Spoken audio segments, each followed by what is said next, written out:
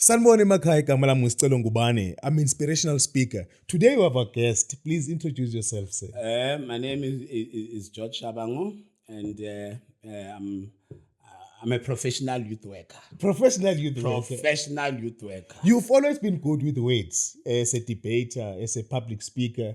We're talking about the fact that at school, you were always known, Herikwala yonke, in the community, that there's George. And when he stands, everybody wanted to hear and eat from the bosom of your knowledge. What was your inspiration at the time? I think my inspiration was the fact that all the time, whenever there were like SRC elections, drama elections, whatever extramural activity, that was supposed to take place at school, I was always elected by my classmates. Your peers were My peers looking up to they are the ones who have discovered my talent. Wow. I did not know that I had a talent, up until they discovered me, because in everything they elected me, whether SRC, whether debate, whether drama, whether cricket. That's why at some point, I wore so many caps, as far as those extramural activities were concerned. Wow. Yes. Now, your school was attractive to the community. Every parent wanted their kids to go to Herikwala because of that. And I think we need to give to the teachers at the time, about Miss Msweta, you can name them, the principal at the time. Your relationship with teachers was very good. Exactly. What motivated you to work very well with teachers? Because they were compassionate. Yeah. They were compassionate, they were passionate, and they were all in one, they were all in one. They were parents to us, wow. And they were approachable, they were simple, they were accessible, they were available, all the time. They were easy to relate with. That's why at some point you could be able to air your problems and challenges, your home problems and challenges to them, anytime, anyhow. So wow. Now remember, because we talk about the school of Sekas, that it became a school of choice, that even abantu bekuba pegged in a school in a black disadvantaged community converted into a Model C school. It was like a Model C school. By us, yes. It was every parent's dream in the entire community that their children should be enrolled at Dr. Herikwala Comprehensive. Wow. Did this have anything to do with Herikwala as a person? Because I know that you are a researcher. That maybe discovering who Herikwala was, did that have an impact in terms of how you guys behaved? Yeah, exactly. Because, the name Herikwala itself is a legend. It is a legendary name. Yes.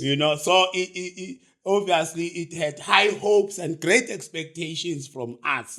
So we had to, at some point, live up, to the name. We had to live up to the standard, Wow. And, be representative of the name. So I see now, abantwana baba late going to school. We passed Herikwala, me and you, when we were coming here. And one thing that we have lost in terms of the legacy of the previous generation of your time is the fact that today's students don't really resemble some of those attributes that you are talking about, to be a school of choice, a school where people are looking forward to have. What have we lost? A lot of things have changed. Yeah, a lot of things have changed. Remember during our time, our teachers were strict. Our teachers were strict. Our principals were strict. A principal an appearance of a principal, would make us students, finding ourselves running to our classrooms, because we cannot bask in the sun, in the present. So there was that strictness, our principals and our teachers were disciplinarians, and that has also rubbed off on us as students, And I think also the abolishment of corporal punishment has contributed to ill discipline, towards not just ill discipline but lawlessness, in schools. Because there was no replacement. That now that we're not using corporal punishment, what are we going to do to discipline? Because the institution, which is a school, it's a learning institution. Without discipline, you can't achieve anything in the school. I mean, how do you teach when the environment is not enabling? Spare a rod to spoil a child. Spare a rod to spoil a child. So that's where you see a disconnect in terms of currently. And also you had principles of your own and your values that were not compromised. Even with your peers, that you said, I won't touch alcohol. I remember at the time you used to say, I'm 100% virgin as well. Now you were proud. No, don't expose me. I think, Ngubane, our mothers do not give birth to criminals. Our mothers do not give birth to bloodthirsty murderers. Our mothers do not give birth to prostitutes. Our mothers do not give birth to drug users and everything else. But it is the society that creates criminals through its failure to bring about and sustain an environment that is conducive to human composure. Jeremiah 1 verse 1, I knew you before you were formed in your mother's womb. I blessed you whilst you were still inside your mother's womb. And I sanctified you, and I anointed you, and I concentrated you. And a prophet to the nations I made you. Wow. And an engineer to the nations I made you. A school principal to the nations I made you. A music producer to the nations I made you. A police to the nations I made you. A soccer player to the nations I made you. That's what our mothers give birth to. Not all these other things. Yes. So where is the disconnect in our society? Is it the making of, because we're always looking at the previous dispensation, which was apartheid, that it really segregated us. It made us to fight, even from the language. You'll find around the Davidson, and all of that. Did that really breed this division that we are seeing today? Yes, because I have a serious problem with these young people of today. The way they are so divided and the way they are so alone and private. Because remember, during our time, you were forced by circumstances beyond your control to belong somewhere. Yes. Either in a drama group, either in a karate group, in a boxing group, in a debating group, in an SRC. So it was never promoted that you should be alone. And subject matter was not encouraged, to be on its own. Extramural activities were also emphasized. They were compulsory. That it can't be a matter of subject matter. You also have to be committed somewhere, so that you can therefore be able to discover your talent, so that you can be able to discover your calling. Yes, I've advocated for the fact that our entrepreneurship methodology should not always be abstracted from the West, which is capitalism, that you'll find individuals striving in business. And I always believe the struggle is because of the making, that our strength is in our groups. Our strength is like, even if you look at the Afrikaner community, their businesses are always in a group, and that is where their strength are. And I think the way we are doing a business, entrepreneurship, we're still individualistic. It's easy to be broken. It's easy to be lambasted and discouraged because we are alone. But if we can form particular consortiums, particular collective cooperatives, we can see success, because now you'll be able to tap in each other's strength. When you are alone, Ngubane, it is easy for the evil spirit to enter your system. Okay. Remember, a free mind is a devil's workshop. Hence, therefore, we were encouraged to belong somewhere. And we are able to hold each other accountable. To a group that is positive, to a group that is constructive, to a group that will motivate you, to a group that will comfort you, to a group that will inspire you. It was very important. Because you can't be alone. Why should you be alone? And then what are you doing, in your loneliness? That's so profound. That's why even when we studied, we never studied like single-handedly or individually. We also studied in a group. Each and everything that we did was in a group. Because a person is a person through other people. You cannot survive in isolation. Yeah. Oh, wow. You are because I am. Yes. Umuntu ngabani. Njalo mchana. You're reminding me of programs that we used to do, go breakthrough. Exactly. Where we're encouraging solidarity and cohesion. September multi-purpose resources. Yes. Remember how many programs that were offered by September. We used to go to Zimbabwe for exchange program. Today we are told Studu Labantu. And for me, I always feel this program that are emerging now, it's a vacuum. 2023, if I'm not mistaken, Netball World Cup is coming to South Africa, if I'm not mistaken. And from that time, from the announcement that the World Cup, World Cup Netball 2020 is coming to South Africa. I don't know when was the announcement, but after it has been announced, up to this day, it's been a very long time, I've never seen a single 13-year-old girl wearing a netball uniform going to a gym, going to a netball court. And it's worrisome. Wow. It's worrisome. Now, there's nothing in the township happening, Ngubane. It's quiet. You see young people, they have become self-centered cows. They've become self-centered cows. They are individuals. They are separated. They even hate each other.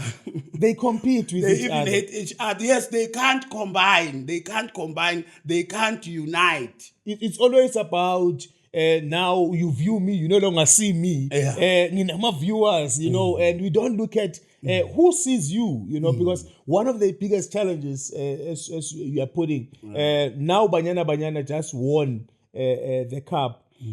You don't see an escalation of encouragement, where they're going in different areas to encourage young girls to say, you can do it. There are no tournaments in township. Is it because of leadership? There's nothing. Remember, during our time, it was busy. It was busy. There was karate. There's no karate anymore here in the townships. There was karate. There was dance. There was, there were many extramural activities. That's why, therefore, there was public order. Wow. There was, public law. There was public regulation. There was public discipline. There was public morality. There was public, everything. As you are saying, the public morality, I remember that. Yes. I will respect your mother equivalent as if it's my mother. Exactly. Even umame ngamaz, my vela, mother. I will remember that I can't be seen to be doing something that is not representative of me. So I see where the gap is. What can we do to bring back that solidarity and cohesion? Because I can tell you now, in our society, we have now a very escalated number of suicide. Young people are killing themselves, and you find people lonely now. And it's not that they're no longer human beings. And even COVID, this thing of war, isolation have made even the situation worse. What can we do to bring back that cohesion, that umuntu ngabantu singayishaya ngesisuthu? What can we do to bring back that? Let's resurrect all these programs, Okay, that we are talking about right now. is it the matter of programs or the heart? It's a matter of programs. Okay. Those programs taught us to love ourselves. Oh, wow. Self-love, self-discipline, self-control. Wow. But also, we're not intimidated of each other's life. Self-confidence. Yeah. Hey. Because we were always... These are the skills that we have learned from those programs. They are very important for personal development. They are very important for character, for personality. A strong character, a strong personality. Those programs are very, very important, including affirming one another. Because we through debate, you knew Uti, if George was my first speaker, Utulas must be a second speaker. And because we understand each other's strength, we are also able to how we can work. Those programs even taught us, to love one another. They taught us not also to discriminate. Because remember, in our time, there was little discrimination. We never discriminated, each other. True. To us, there was never a disabled person. To us, there was never a blind person. There was never, a lunatic. We were just, normal human beings, and who were created in the image of God. Wow. Yes. Now, looking at leadership in our different society. Today, we have a challenge of leadership. We have low value in terms of leadership. You look at, even in discussion in parliament, you look at leaders that are just following. They are not leading because, you look forward to see leaders who are going to articulate without fear. From the stance of... the people like Abo Steve Biko, when you look at Abo Solomon Mahlangu, the value of leadership has just gone down. People are now about themselves. It's always about the car I'm driving, the house I'm owning, which is not really a contradiction of success. But that's why Ngubane today, you are politically correct, comrade. That's why today there's the so-called coalition governments. Okay. Because of the fact that the majority has become arrogant. That's why now today they have lost a huge stake. And now we have coalition government. Remember, a successful leadership is a listening leadership. Wow. A prosperous leadership is a listening leadership. A failing leadership is an arrogant leadership. Remember, God hates the arrogant. Yeah. God hates those who have pride. Therefore, humble yourselves under the mighty hand of God so that you can be lifted up in his own good time.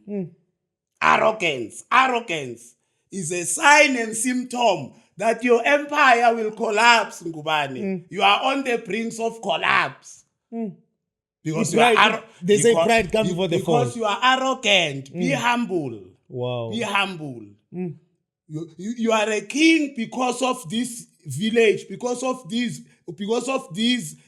people. You are Shembe because of Amanazareta. You are Khanyane because of Amasioni. Ubukhosi bakho ilamasioni. So meaning that yibo abantu ababalulekile because they make you. Wow. They make you ubishop because of lebandla. Abantu ababalulekile la yile bandla. Mabangathi labantu laba bayaleka isonto abasasoni phelile ngobishop bakho. Ubishop wakuphi? Uyi-medical doctor ngama-patients wakho Thulas. Mawangathi decide ukuthi ayasaythi nakuloya doctor awuseso doctor wena. That's so profound. Useso doctor. So leadership requires humility. Leadership requires love, requires compassion. Because you will never be corrupt when you love your people. You will never steal money from your people when you love them genuinely and authentically. Oh, wow. That's so You will profound. never rape when you love. You will never murder when you love. So yonke lento le isekutheni let's love. Love. Our first love. Love. So remember three things that will remain eventually and ultimately. It's love, it's hope, it's faith. But the greatest of these is love. So once you lose love, you've lost everything. We go. You like the loud gong. They're very dangerous. So today we have leaders who have no love. They don't have love at all. They don't have love at all. They are not leaders. They are bosses or whatever. They are not leaders. Now, they are dictators. How did you balance from your role at church and role in the public? I think to me is one and the same thing. Okay. Because in the church, you are with people. And also outside the church, you are still with people. So there's no difference. So when we say now, let's define integrity, how would you define integrity there? Integrity is honesty. Yeah. Integrity is truthfulness. Integrity is fairness. Yes, that's integrity. And those things are big. They are very, very, very important. If there was no corruption in our government, by now there wouldn't be poverty in this country and hunger. Wow. By now there wouldn't be a high rate of unemployment in this country. By now there wouldn't be electricity problem in this country. By now there wouldn't be if there was no corruption. Wow. So the worst enemy of this government is corrupt elements, within this government. Yes. So if you were to go back your school times, what would you do today? If you were a young person, Dr. Herikwala give you maybe when at 16 and say, be Jorge Shabangu again. What would you do today with the dynamics of today, of course? Yeah. I think, to resurrect these programs, okay. To resurrect these programs and, to love students as well, to love, because our teachers loved us. They loved us. That's why even when they spank you or when they punish you, the motive behind that punishment was unconditional love for you, was compassion for you, was passion for you. It was never about hatred. No. They didn't hit us because they hated us. They hit us because they loved us and they believed in us. And today we are the results of that. Yes. Oh wow. Yes. Now, leadership in students. Yes. It's really very low. Yes. What should be done? Resurrection of those programs. Resurrection. Remember, during our time, our after school was not 2:30. No. Our after school was after 5 or 6 to last. That was our after school, because after school you have to attend the SRC meeting. After the SRC meeting, you have to attend the debating society meeting. After the debating society meeting, you have to go to a study group. You were very busy. We were occupied. Hence, the evil spirit never entered our system. Oh wow. We were occupied. Yes, we were occupied. We were taught that when you are a human being, you must have a vision about your life and write it at the tablet of your heart. Oh wow. You must have a dream. You must have a dream car, dream house, the dream career, dream child, dream wife, dream sofa, dream whatever. You had to dream. We were taught that you must have aims and objectives in life. Wow. We were taught those things. So I'm saying resurrection of programs. It's needed. Sports is very, very, very important. It is the unifier to us. Sports is the unifier. And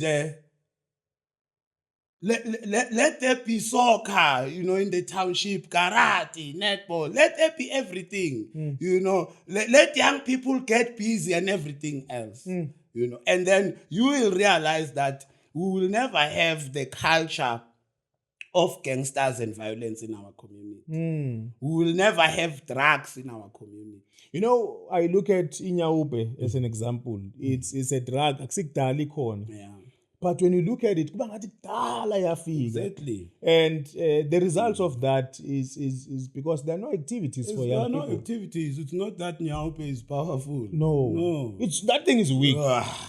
If young people can get into programs, exactly, the people who are selling drugs, they must pack their bags and go. Exactly. Because the only reason why they're emerging, the only reason why they are successful in townships especially, is because there are no activities for young people.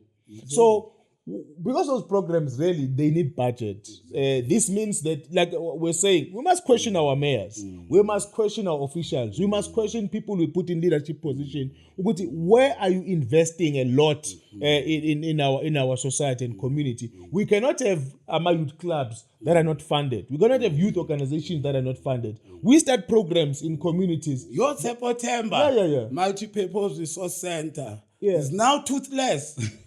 It's a white elephant. It's just a building now. It's just an empty building. September Multi-Purpose Resource Center. Empty building. We need those programs back. But it is written September Multi-Purpose Resource Center. Just like a household that has a sign of a dog, and that sign is written danger hefar or whatever. Yeah, but only to find that particular powerful and dynamic and dangerous dog has passed away 10 years ago. But the sign was not moved. Exactly. It's no longer dangerous now. So now you are simply, instilling fear in people for nothing. Let's look at the issue of adolescence. Yes. That at the time, adolescents, especially in youth programs, I mean, you look at Love Life methodologies. Yeah, remember, I'm a former debate groundbreaker for Love Life. A very successful one. Very successful. Now, those debates, the target was teenagers. Yes. Why is this group left now? Because this group is the group that has a lot of time in their hands. When you look at now, this group is targeted in alcohol. I mean, you've seen in Eastern Cape that 13-year-olds now, Sebalale Matave, And it's a norm. Nobody says it's wrong. I mean, parents there were asked to say, because if now teenagers drink alcohol like a fish, it means that in the future we won't have defense force in this country. In the future, to us, we won't have SAPS, we won't have school teachers, we won't have. If we want those things, we'll have to go to foreign countries to ask for doctors, to ask for soldiers, to ask for police, to ask for, because we're outsourcing now. We would have none. So there will be poverty of ideas, poverty of leadership now. Mandela Foundation has tweeted that it is deeply worried about the highest consumption of alcohol, in communities, especially the black disadvantaged communities. They are saying that Mandela is turning on his grave because it has never been Mandela's dream that we should be like that as a black society. You look at leaders like our President Zuma. He was always emphasizing that don't drink. The easily availability of alcohol beverages. Eish. The easily accessibility of alcohol beverages. It's easy to get alcohol. Is worrisome. Even if you're not 18, you can still access it. The acceptability of alcohol intake. Now we see people bahamba namabhodlela like nobody's business. Intwana encane carrying bottles. And now it's like a social status. Mina ngiphuza loku wena uphuza loku nanani. How did we come here? Love what is good. Cling unto what is good. And hate what is evil. But now it has become vice versa. Now you feel bad about doing something right to us. Yeah, sober. It makes you feel bad when you do something right. But it makes you, so it's a challenge. It's a challenge. It's as if now society has just reversed all the values that we used to have now. It's a challenge. Yeah, but someone is behind all of these. Someone is behind all of these. But there's hope. There is hope. There's hope. But someone is behind all of these things. Our society is disorganized. Yeah. Malcolm X, like he said, that it's not that we lack credible skills and knowledge, that we're not organized. Now you no longer have anybody that you can call and say, I have a program like this, can you fund it? Now it's very dry. What can we do? Because the Mandela Foundations, we only know them on Twitter. We don't see them in our communities. I have never attended even one of their programs. That's why I'm saying someone is behind this. Maybe break it down for a layman like me. Yes. What do you mean by someone is behind this? No, things are not the way they are because they've just become that natural. Okay. So leadership must take full responsibility about all these social ills. Your government, your political parties, your churches, and other institutions as well. They must take full responsibility about all these things because they are the ones who have been granted a duty and responsibility to lead our people into the right path. Wow. We spoke about our former councillor, Babombet. Yes.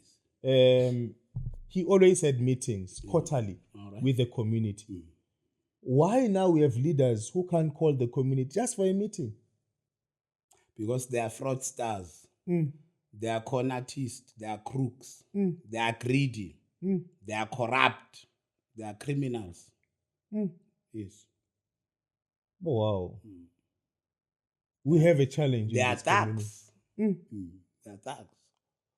So we are led by thugs. Yes, Ngubane. What do we expect? Because that's why now things are happening the way they're happening. Hence, I'm saying things cannot go wrong when there's a leadership. Somebody must take What is responsibility. the purpose of leadership? Parliament. Ngubane, if students can step each other in a school,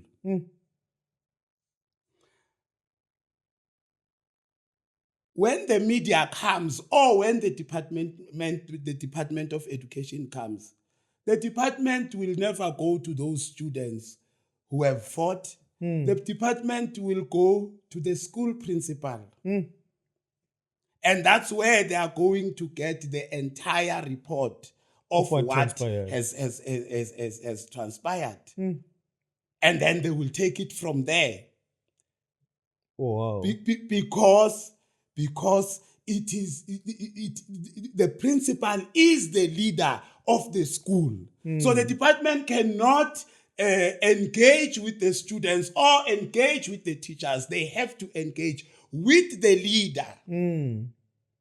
Oh, wow. Is the one who is responsible for that. Even when there's a low matric pass rate, the department will engage with the principal to us. Even when a company is not making adequate profit, the funders of the company will engage with the leader of the company.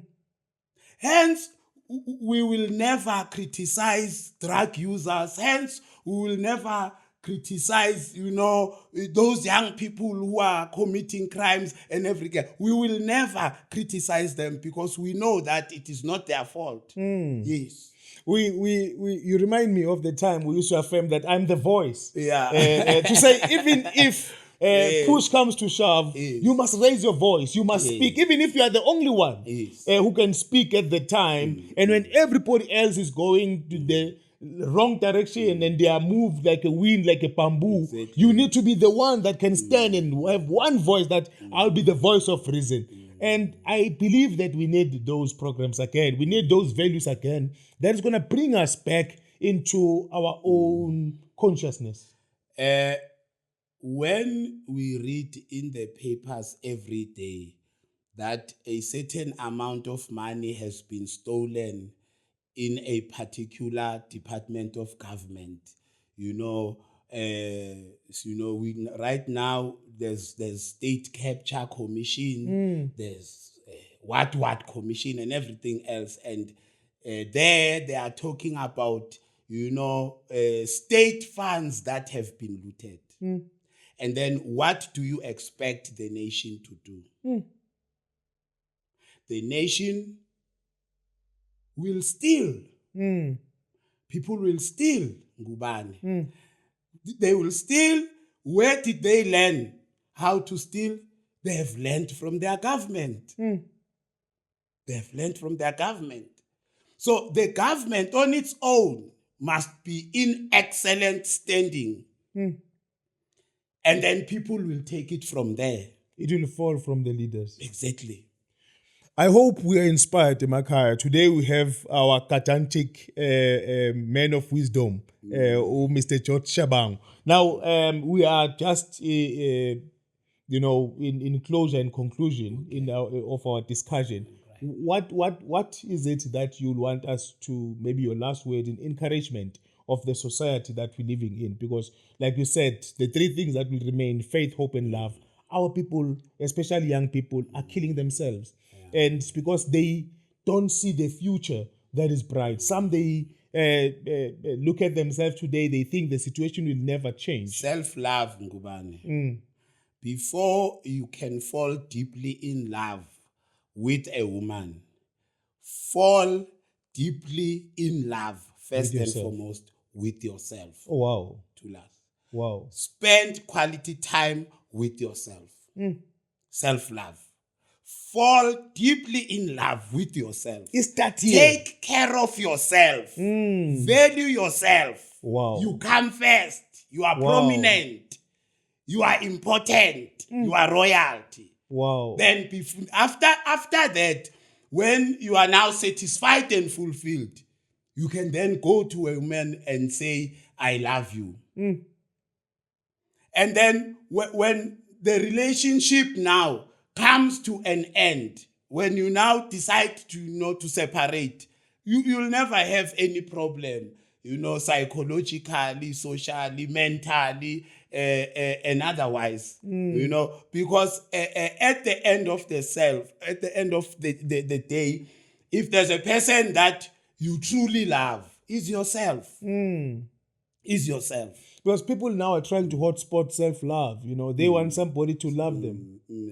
No, Ngubane, you must confirm yourself. You must confirm yourself. You must affirm yourself. Wow. Yeah. Sometimes you must also motivate yourself. You must also encourage yourself. Before you can be motivated by tulas, before you can be encouraged by tulas, let it start with you as well. Within you. Yes, possess the power of positive thinking in you. Wow. Yeah, and invest your love, like take your love to God as well. Yeah, who will never leave you nor forsake you, who will never disappoint you, who will never so take that huge stake of your love first, and and invest it in God.